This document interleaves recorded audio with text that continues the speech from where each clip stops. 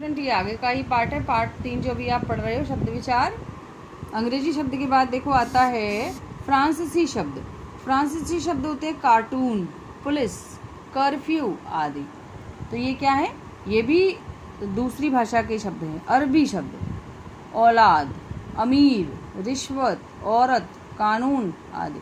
तो ये शब्द ऐसे हैं, विदेशी भाषा के हैं, लेकिन इनको हमने हिंदी भाषा में प्रयोग करते करते अब ये हमारे अपनी भाषा के शब्द भी बन गए हैं। लेकिन जब हम भाषा को, जब हम व्याकरण में पढ़ते हैं, तब हमको पता चलता है कि ये सारे जो शब्द हैं ये दूसरी भाषा से लिए गए हैं बनावट के आधार पर। एक पहला था ये उत्पत्ति के आधार पर, तत्सम, तद्भव, देशज, विदेशी, उत्पत्ति के आधार पर। अब बनावट के आधार पर, बनावट के आधार पर शब्द 3 प्रकार के होते हैं।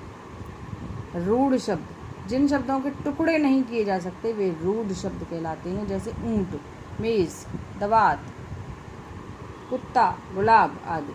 जैसे गुलाब, इनको अलग नहीं कर सकते, ये जब जुड़ेंगे एक साथ लिखेंगे तभी ये शब्द बनता है, ये होता है रूढ़ शब्द।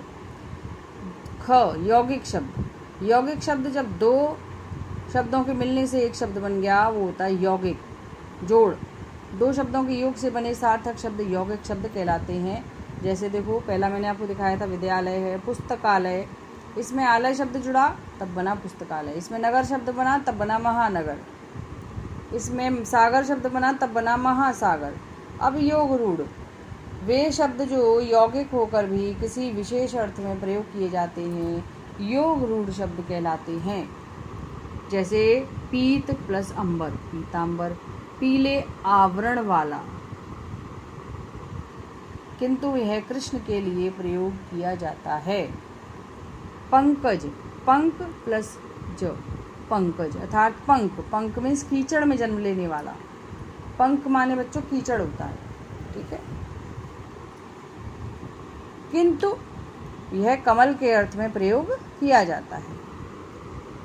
प्रयोग के आधार पर, प्रयोग के आधार पर शब्द 2 प्रकार के होते हैं। पहला है विकारी शब्द। विकारी शब्द वे होते हैं जो वाक्य में प्रयोग के स्तर पर लिंग, वचन, कारक अथवा काल के कारण परिवर्तित या विकृत हो जाते हैं, विकारी शब्द कहलाते हैं। संज्ञा, सर्वनाम, विशेषण तथा क्रिया 4 प्रकार के विकारी शब्द होते हैं। इंग्लिश में आप पढ़ते हो ना, नाउन, प्रोनाउन, एडजेक्टिव, वर्ब, यही हिंदी में है संज्ञा, सर्वनाम, विशेषण तथा क्रिया। तो ये 4 प्रकार के विकारी शब्द होते हैं। लड़का क्या है? संज्ञा, में सर्वनाम है, छोटा विशेषण है, हंस, हंस, हंस क्या है? क्रिया। लड़के, लड़कों, लड़की, देखो ये क्या है? लड़के, लड़का हंस रहा है, तो इसमें लड़का क्या है? संज्ञा है, मैं क्या है? सर्वनाम, मतलब मैं हंस रहा हूँ। छोटा क्या है? छोटा विशेष, इस विशेषण यानी एडजेक्टिव हो गया। तो इसमें देखो संज्ञा क्या होता है? लड़के, लड़कों, लड़की, मेरा, मुझे, तुझ, मुझको, ये सब क्या है? सर्वनाम है। छोटे, छोटो, छोटी, ये सब सर्वनाम है। वो विशेषण है, विशेषण एडजेक्टिव। क्रिया क्या है? हंसती, हंसता, हंसते, ठीक है। अविकारी शब्द, वे शब्द जो वाक्य में प्रयोग के स्तर पर लिंग, वचन, कारक, काल आदि के कारण परिवर्तित या विकृत नहीं होते, अविकारी शब्द कहलाते हैं। इन्हें अव्यय भी कहते हैं।